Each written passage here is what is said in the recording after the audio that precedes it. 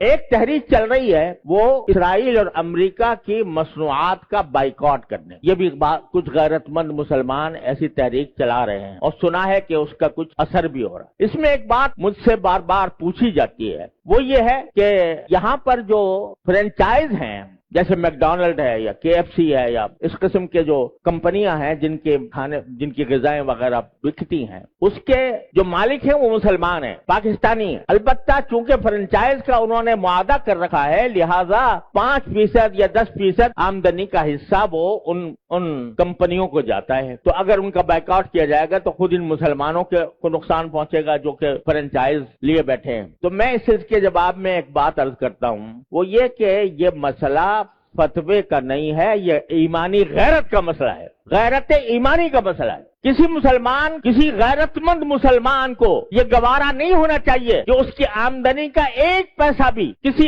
ایسے شخص کو پہنچے جو اسرائیل کو مدد دے رہا ہے۔ یہ انسان کی ایمانی غیرت کا تقاضا ہے۔ یہ کہنا کہ بھئی 5% جاتا ہے، اب 95% تو ہم کھاتے ہیں۔ ارے بھائی 95% آپ کھا چکے، بہت الحمدللہ، کافی آپ نے نفع بنا لیا۔ اب آپ یہ تو کر سکتے ہو کہ اس فرنچائز کو ختم کر کے اپنا کاروبار شروع کر دو۔ اگر اس کو ختم کر کے اپنا کاروبار شروع کرو گے تو ذرا تھوڑا سا پتہ تو چلے گا ان کو کہ یہ جو ہم دنیا بھر کے اندر ہم اپنی مصنوعات چلا رہے ہیں، دنیا بھر میں ہمارا سکہ چل رہا ہے، اس کا کچھ اثر تو ہوگا۔ یہ کہنا کہ 5% جا رہا ہے ان کو اور ہم نے 5% جا کے کیا اس میں کیا فرق پڑے گا؟ آپ ذرا یہ سوچو کہ اگر کوئی میری آمدنی کا 50% نہیں 1% کسی ایسے شخص کو پہنچ رہا ہو جو میرے باپ کے قتل کی سازش کر رہا ہے، گوارا کرو گے کہ میری آمدنی کا 1% ایسے شخص کو دیا جا رہا ہے جو میرے باپ کے قتل کی سازش کر رہا ہے یا میرے قتل کی سازش کر رہا ہے؟ تو یہاں اس کو 1% اور 2% اور 5% سے ناپو گے۔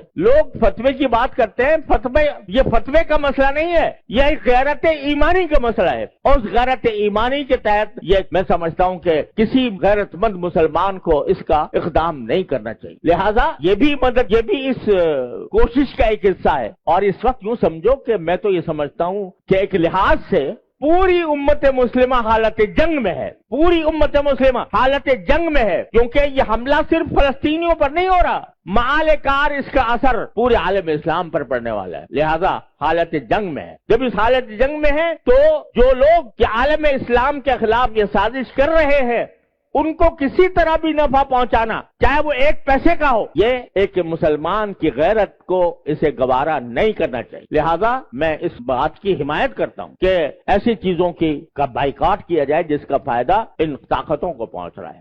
تو اپنی سی کوشش کرو، اللہ تعالیٰ سے دعا جاری رکھو، کوئی وقت خالی نہ جائے جس میں اللہ تعالیٰ سے نہ مانگا جا رہا ہو، اور پھر اللہ کے فیصلے پر راضی رہو۔ پھر جو اللہ کا فیصلہ ہے وہی برحق ہے، وہ ہماری خواہش کے مطابق ہو تو برحق ہے، ہماری خواہش کے خلاف ہو تو برحق ہے۔ تو بس یہ ہے پریشانی کا علاج۔ اللہ تبارک و تعالیٰ اپنے فضل و کرم سے ہم سب کو اس پر عمل کی توفیق عطا فرمائے۔ وآخر دعوانا الحمدللہ رب العالمین۔